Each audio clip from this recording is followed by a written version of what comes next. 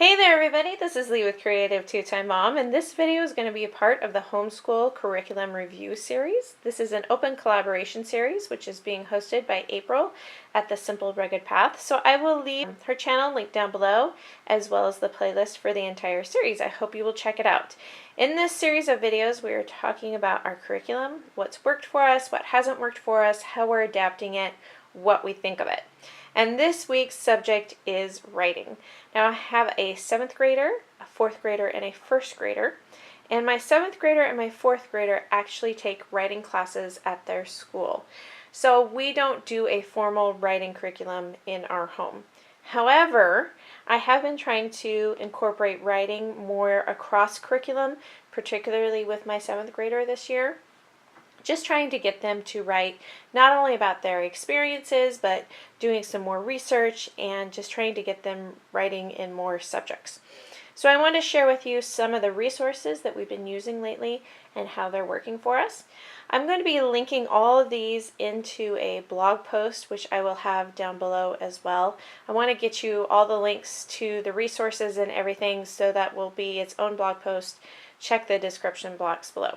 But the first thing I want to talk about is this biography report outline. Now we've actually had this for probably about a year. I started working on this with my 4th grader just to see if we liked it and how it worked. And it's a simple 3-paragraph outline.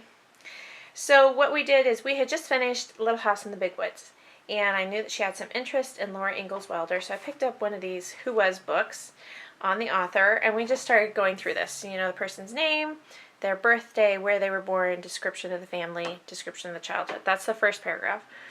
Number 2 is kind of what they're known for, and 3 is why do you find this person interesting? Why did you research them? Why did you want to write a paper about this particular person? So as they're reading through their biography or their resources, which I said we used a Whose Was book, they're just filling out the outline, and then this helps them to know, it gives them the organization for, okay, now I can just put these items into sentences and start structuring my paragraphs. This worked really well in introducing a 3-paragraph essay to my, she would have then been 3rd grade. So it worked really well for us. I still use this with my kids, but more so with the middle child, the 4th grader this year. Moving on into science this year, I thought, you know, I really want them to start thinking historically, and how can I incorporate writing into their science curriculum. So I was able to find this research outline. It's a famous scientist research paper requirements. This is a 5-paragraph essay, so it's a little bit longer. Again, some of the basic facts about, you know, their early childhood and their education, but then also talking about how did they contribute to science, who were their contemporaries, and eventually what was their impact, which I think is a really great higher thinking question for my older students. My 4th grader is reading this Who Was George Washington Carver, and she's filling out her outline as she goes. A little bit longer than this 3-paragraph essay, but still not too overwhelming. And then the second sheet in this file was some of the requirements for putting it together, which I really like. Having a cover letter, what size type do I want, what size margins, it's all laid out really well. And then we're going to start talking about citing their works as well, so that was part of this file. The thing that I did a little bit differently with this research paper was in the biography with my 3rd grader, there was just one source. I said, let's keep it simple. With the famous scientist research paper, I'm going to require them to have at least 2 sources.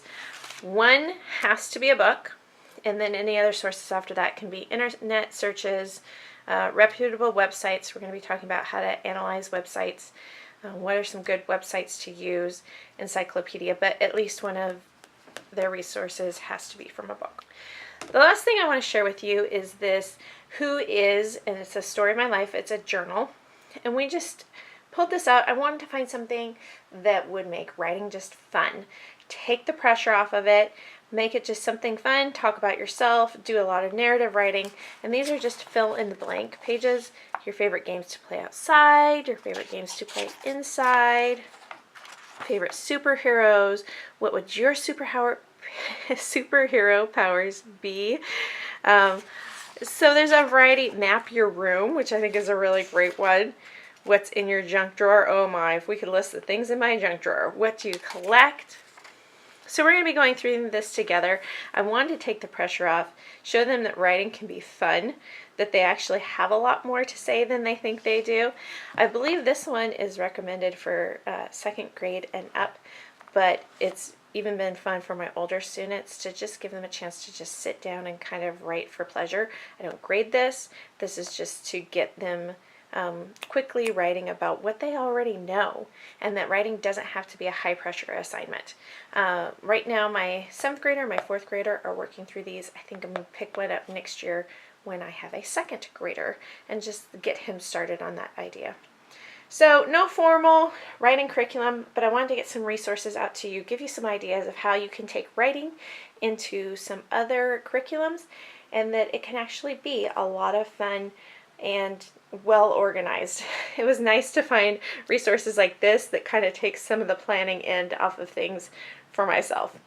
So feel free to make a video like this one. This is an open collaboration. I love checking out your videos and seeing what kind of great curriculum and resources you're using. So if you do create one, make sure you link it down below so I can check it out as well.